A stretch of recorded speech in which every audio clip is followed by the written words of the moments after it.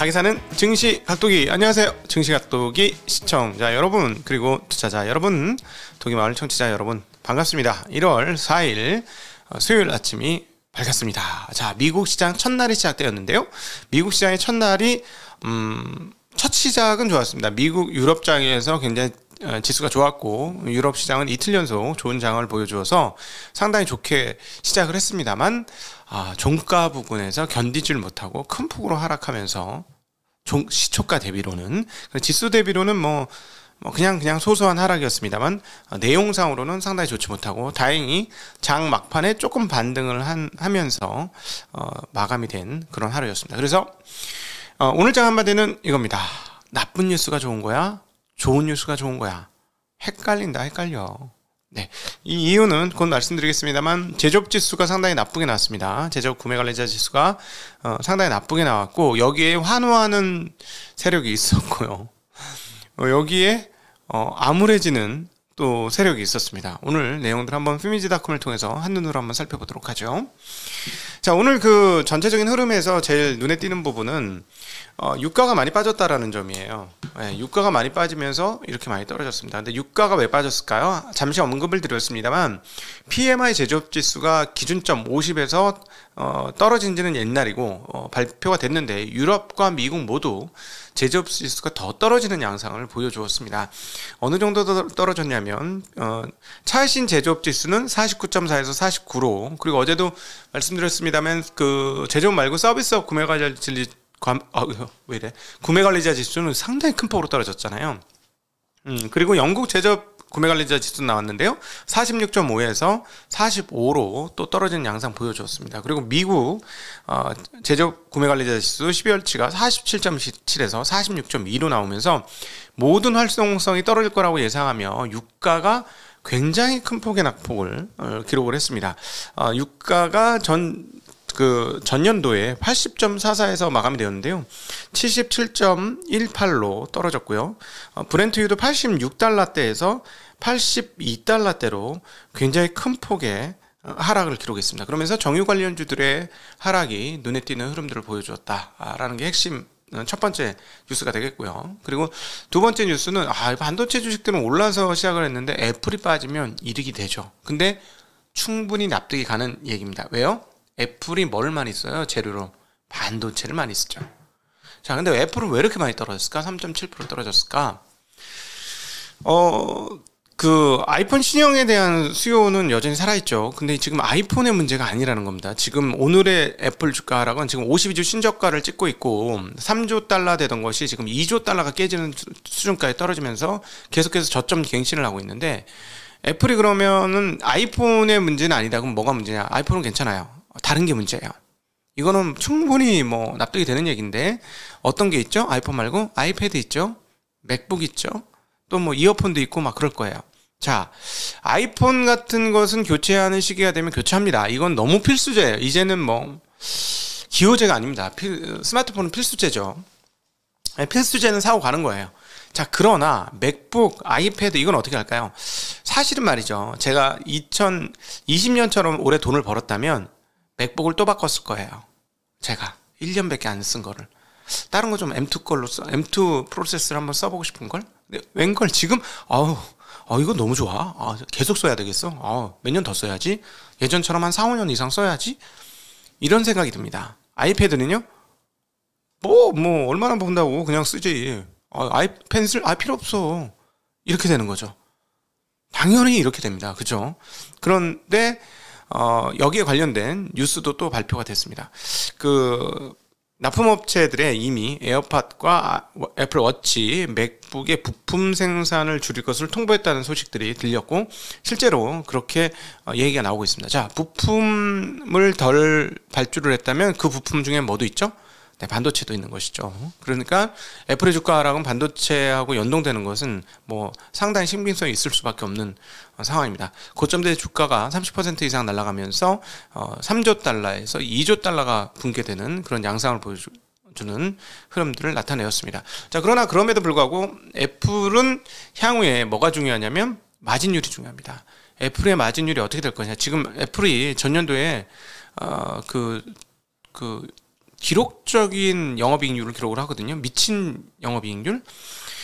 그러니까 테슬라가 애플을 따라올 수 없는 이유 중에 하나가 이 영업이익률을 따라잡기 어려워요. 자동차 만드는 회사들은. 얘네 30%가 넘습니다. 그래서 장기로 가면 갈수록 그 애플의 생태계가 구축되기 때문에 애플 생태계 중에 상당폭은 소프트웨어 판매입니다. 생태계라는 게 그렇게 구축이 되는 건데요. 그래서 이 영업이익률이 떨어진지 여부가 중요합니다. 영업이익률이 과거 저점이 대략 한 20% 초반대예요. 만약 이런 식으로 떨어진다면 애플도 주가가 여기서 멈추지 않을 수도 있다라고 볼 수 있으나, 만약에 그 이익률이 유지가 된다면 그러면 뭐 지금 굉장히 리즈너블한 가격으로 떨어졌다. 그래서 저는 개인적으로 저희 우리 주니어들과 함께 올해 이제 이 가격까지 떨어졌어. 애플하고 우리 테슬라 공부 좀 하자. 이제 본격 우리가 원하는 가격에 확실히 들어왔어. 공부해서 정확하게 분석해서 살지 말지 한번 결정해보자 라는 이야기를 오늘 아침에 하고 여기에 들어왔습니다. 예, 다음으로는 테슬라가 주가 하락에 상당히 큰 역할을 했는데요. 이거는 뭐 어제 40% 인도량 증가의 의미라고 말씀드리면서 어제 숫자 계산 잘못하면서 너무 당황해가지고 87% 인도량 증가가 40%로 꺾여졌으니까 시장의 실망은 충분히 가능하죠. 근데 주가는 이제 소위 말하는 합리적인 수준으로 접어들었습니다. 이제 꿈 주식에서 현실 주식으로 테슬라가 바뀐 거죠. 밸류에이션을 할 수 있는 상황까지 내려온 거예요. 자, 이제부터 주식이에요. 테슬라는 꿈이 아니고요. 이제 실전 주식이 되어졌는데, 자, 보죠. 전 개인적으로 이제 적정가에 들어왔다. 확실하게 적정가 레인지 범위에 들어왔다. 왜냐하면 시장의 멀티플 평균 16배 내외의 미국 멀티플에서 약 한 40%의 프리미엄을 주는 것이 적정하다. 왜냐하면 40%씩 인도량이 증가했으니까. 거기에다가 영업이익률이 조금 더 그 평균보다 높으니 그거만큼 조금 더 해주는 게 테슬라의 적정 멀티플이다라고 생각을 하는데, 이제 왔습니다. 그런데 지금 여기서 주가가 빠진다는 건 뭐냐면 성장률이 하락하고 마진율이 하락하는 거는 최근의 금리 상황들을 보면 자연스러운 거예요. 이거는 어쩔 수 없어요. 제가 보기엔 당연히 그렇게 될 수밖에 없는데, 지금부터 주가가 더 빠진다는 건 뭐냐면 성장이 역성장 될 것이다라고 시장이 생각하는 겁니다. 저는 개인적으로 이 부분에 대해서는 동의할 수 없습니다. 네. 테슬라가 역성장을 한다? 그건 아니에요. 물론 중국 시장에서 어떻게 될 것인지가 미래 성장에 대한 사람들의 생각을 바꿀 거예요. 저는 중국 시장에서 만만치 않을 거라고 저는 개인적으로 봐요. 그럼에도 불구하고 여기서부터 주가가 더 빠지는 거는 역성장을 생각하는 거예요. 그건 아닌 것 같습니다. 제가 보기에는. 그래서 지금 왜 이렇게 말씀을 드리냐면, 내년도 포워드 그 주당 순이익이 약 $5예요. 그러면 $5면 지금 멀티플이 한 22배 정도 되거든요. 22배 좀 안 됩니다. 현재 주가면. 그런데 제가 말씀드렸지만 미국의 평균 PER은 16배예요. 근데 이 회사는 40% 성장하니까 약 40%의 프리미엄을 주는 것 자연스러운 것 같습니다. 그리고 그 경쟁자가 아직 크지 않다는 거죠. 북미 지역에서. 그런 걸 감안해 보면 40%의 프리미엄 나쁘지 않아요. 그건 적정하다고 봅니다. 그리고 마진율이 다른 일반 기업에 비해서 약 3% 정도 더 높다고 보면 되겠습니다. 그러니까 3% 추가적인 프리미엄이 있다면 지금 이 가격이 나쁘지 않은 가격이에요. 그런데 여기서 더 뺀다라는 건 포워드 주당 순이익 $5를 못할 거라고 보는 거죠, 시장이. 그렇다면 이번엔 3분기 실적은 주당 1.025달러인가 그렇습니다. 그래서 이걸 연환산시키면 $4.2 정도가 나오는데요. 이 정도 수준으로 본다면 주가를 떨어뜨리는 거죠. 그런데 이 회사는 한 번도 역성장한 적이 없습니다, 최근에. 근데 시장은 그걸 이제 여기서부터 주가를 떨어뜨리면 반영하기 시작한 건데, 제 개인적인 입장에서는 그건 아니다 라고 판단되어지고요. 그럼에도 최고의 매수 타이밍은 사람들이 테슬라에 지금처럼 열정적인 관심이 없어질 때, 그때가 제일 좋은 때다. 아마 횡보를 꽤 오랜 시간 하지 않을까라는 개인적인 전망을 그냥 해봅니다. 횡보를 꽤 오래 할 것이다. 그 횡보의 시점 어디가 매수하기 좋은 시점이 최적의 시점이 되긴 할 텐데, 어쨌든 이제부터는 가격이 적정가 레인지로 들어왔고, 여기서부터 더 떨어지면 괜찮은 가격대로 들어왔다라고 정리해 볼 수 있을 것 같습니다. 자, 오늘 시장이 처음엔 좋았는데 그 이유는 이유 중에 하나는 유럽의 그 인플레이션이 상당히 떨어졌기 때문에 그렇습니다. 독일의 소비자 물가지수가 기존의 10.0%에서 8.6%로 확연한 하락을 했습니다. 근데 우리는 이걸 예상했을까요? 못했을까요? 저는 예상했다고 생각합니다. 왜요? 자, 가스 선물 가격을 한번 보도록 하죠. 네. 가스 선물 가격을 보면, 자, 이 300유로가 훨씬 넘었었어요. 자, 와, 미친 듯이 빠졌습니다. 이제 여기 깰까요? 뭐 지지라인 깰까요? 했는데 이제 다 깨고 넘어왔고요. 저 전쟁 이전 가격까지 떨어졌어요. 전쟁 이후 최저가입니다. 지금 이게 지금, 와, 여기까지 떨어지는구나. 지금 그 72유로예요. 아. 자, 그러면 인플레이션이 세게 올까요, 안 올까요? 우리가 근원 인플레이션 5%까지 떨어지고 봤었잖아요. 유럽에. 그 헤드라인은 10%인데. 근데 근원은 이제 근원 5.0%인데 이 헤드라인을 구성하는 가스 가격, 에너지 가격이 떨어졌으니까 헤드라인 당연히 떨어지겠지. 확연히 떨어집니다. 그리고 자, 여기만 그런 게 아니고요. 그 미국의 가스 가격도 유럽 가스 가격과 함께 상당히 큰 폭으로 떨어지고 있어요. 자, 이게 이제 빨간 게 방금 보셨던 유럽이고요. 상대적으로 얘네 떨어질 때도 나쁘지 않았던 미국 석유 가스 가격이 상당폭 떨어졌습니다. 자, 이제 4달러를 향해서 오고 있는 거고요. 자, 그렇다면 또 하나 미국의 가솔린 소매 가격을 보면 이제 3달러 수준까지 떨어졌죠. 자, 우리는 이제 여기서 무엇을 얘기할 수 있느냐? 네, 인플레이션의 요소들은 이제 상당히 금이 갔고, 그 다음에 제조업 PMI가 떨어지면서 유가까지 지금 이렇게 떨어지니 이제 확실하게 인플레이션은 현재 상태가 유지된다면 인플레이션은 이제 떨어진다. 인플레이션은 그다지 이제 중요한 뉴스가 아니다. 사람들은 작년만큼 인플레이션에 대해 얘기 안 할 것이다. 아니, 오히려 인플레이션을 까먹을 정도로 인플레이션을 얘기를 안 할 수도 있다라는 상황이 전개되기 시작한다라고 보시면 되겠습니다. 유가 하락에 있어서는 중국과 영국 그리고 미국의 제조업 지수가 많이 떨어졌다라고 말씀을 드렸고요. 또 하나 이제 이렇게 유럽에서 인플레이션 하락 속도가 떨어지자 어떤 일이 지금 벌어지냐면 외환의 상황들이 변화하고 있습니다.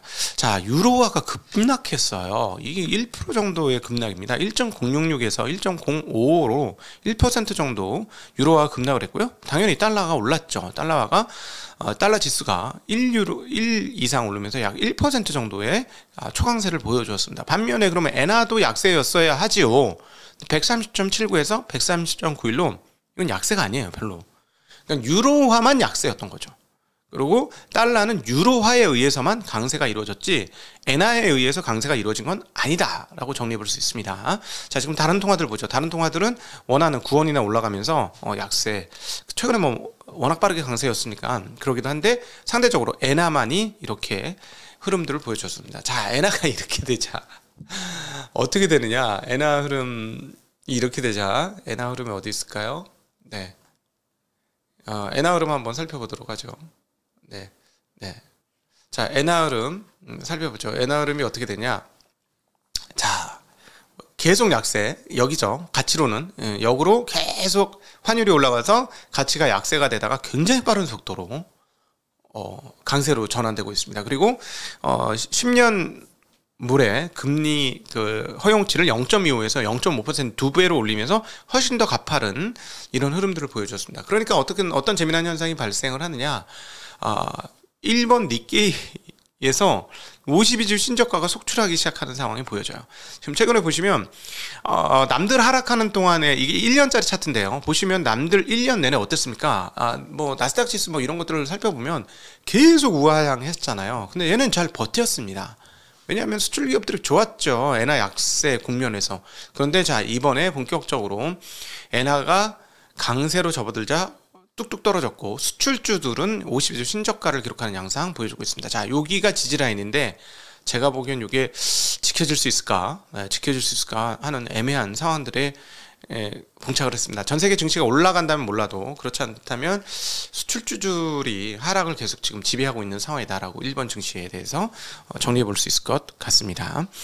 네, 네. 그리고 채권 가격 한번 살펴보도록 하죠. 자, 그러니까 제조업 지수가 떨어지면서 채권은 어떻게 됐을까요? 네, 채권 가격은 올랐어요. 즉, 채권의 금리는 상승했다. 이렇게 정리, 당연히 되겠죠. 채권이 10년물이 굉장히 큰 폭으로 올랐습니다. 지난 연말에 비해서는 10bp가 넘게 금리가 떨어지면서 가격이 올랐고요. 그 다음에 2년물도 그렇고 거의 모든 3개월 초단기물을 제외하고는 모든 연월물에서 가격이 상승, 금리가 하락하는 양상, 특별히 장기 쪽에서 조금 더 그런 흐름들을 보여줬다. 그리고 단기적으로 그 채권 가격이 떨어졌기 때문에 이제 경기 하강한다니까 신나해 하고 있는 모습들이 보여집니다. 아마 여기서 조금 공방을 하게 될 것으로 보여지고요. 시간이 가면 금리는 제가 보기에는 경기가 나쁘지 않다라는 뉴스가 나오게 되면 금리는 미국 금리, 국채 기준 금리로는 조금 올라가지 않을까. 금리가. 그래서 저는 개인적으로 10년물이 4% 내외에서 공방을 하는 게 아마 적정한 채권의 자리가 아닐까 하는 생각이 듭니다. 근데 그렇게 되기 위해서는 경기가 회복된다는 뉴스들이 좀 나와야 되는데요. 지금 미국이 최근에 그 임금 상승률을 보면 기업들이 5.5% 임금 상승해줬다는 뉴스가 나오고 있습니다. 그래서 이번에 2월 달까지 FOMC는 상당히 공격적인 태도를 보여줄 것이고, 금리를 0.5인지 0.25일지 모르겠지만 이번에는 분명히 한 번 더 올릴 것으로 예상을 합니다. 임금 인상률이 꺾이기 전까지는 그런 태도를 보여줄 것이고요. 그런데 이게 자연스러운 흐름인 것이 2021년 3분기에 S&P 기업들의 영업이익률이 13%를 찍습니다. 그러니까 이게 역대 최고치 수준이에요. 영업이익률이 굉장히 높게 올라갔는데 문제는 뭐냐면 코로나 때 사람들을 자르고 났더니 어떤 일이 벌어졌다? 사람 구하기가 힘들더라. 그러니까 사람들을 잡아놓기 위한 수단으로 임금을 많이 올려줬고 이것들이 임금 인상률로 지금 나타나고 있는 것이고 서비스업에서는 더더욱 그런 상황이다 라고 정리해 볼 수 있을 것 같고, 그러나 이제 경기 상황들이 조금씩 하강하는 것들이 보여지는 상황이라서 이제 조만간 올해 어느 시점부터는 임금 인상률 상승 폭도가 상당히 줄어들 것으로 보여지고, 그 다음에 고용의 저조들은 올해 상반기부터는 눈에 잡힐 것이라고 보여집니다. 근데 요게 상당히 큰 폭으로 흘러내려온다. 고용 상황들이 흘러내려오고 실업률이 올라가는 기미를 보여준다 하면 연준의 발목을 잡게 될 것입니다. 그래서 연준이 금리를 올리다가 이번엔 첫 번째는 올리게 되겠지만 그 다음에 만약에 실업률이 올라가게 되는 상황들이 발생을 하면 연준은 더 이상 금리 올리는 힘을 잃는 상황들이 발생할 건데, 그게 이제 2분기에서 어떤 지표들이 나올 것인지 여부가 되게 중요해 보인다. 그런 생각이 듭니다. 1분기 후반부터 2분기 사이에 과연 어떤 지표들이 나올까가 올해 굉장한 관심이고, 인플레이션은 꺾입니다. 계속 원자재 가격들이 이렇게 꺾이고 있다는 측면에서, 그리고 공급망에서는 해소가 되었기 때문에 마지막 남은 게 임금이에요. 그래서 임금 상승폭이 줄면 인플레이션은 확연하게 꺾이는 모습을 보여줄 것이고, 그러면 저는 그런 측면에서 인플레이션이 꺾이는 걸 보고 시장은 환호할 가능성이 전 좀 있다라고 보여집니다. 그래서 오히려 경기가 가장 나쁘게 될 3월달 내외와 그 이후 상황에 까지 기다렸다가 좀 보고 하반기에 좋아지지 않겠어 하는 것들이 일반적인 전망인데, 오히려 저는 좀 거꾸로 올해 시장을 좀 보고 있다라는 점을 한번 언급을 드리고 싶습니다. 네, 오늘 중앙은행 관계자 발언들이 있었는데요. 크리스틴 라가르드는 지난 주말에 인플레이션을 목표치인 2%로 낮추려면 ECB 기준금리를 더 올려야 한다라고 얘기했고요. 크리스탈리나 게오르기바 IMF 총재께서는 세계 경제가 올해 더 힘든 한 해가 될 것이다라고 얘기했고, 중국은 엄격한 제로 코로나 정책으로 작년에 크게 경제 성장이 둔화되었고 40년 만에 처음으로 글로벌 성장과 같거나 그 이하의 중국 성장률이 나타날 것이다라는 이야기를 했습니다. 차이신 제조 구매 관리자 지수 49.4에서 49.0으로 떨어지는 흐름들을 보여주었습니다. 오늘도 함께 긴 시간 함께 해주셔서 진심으로 감사합니다. 안녕.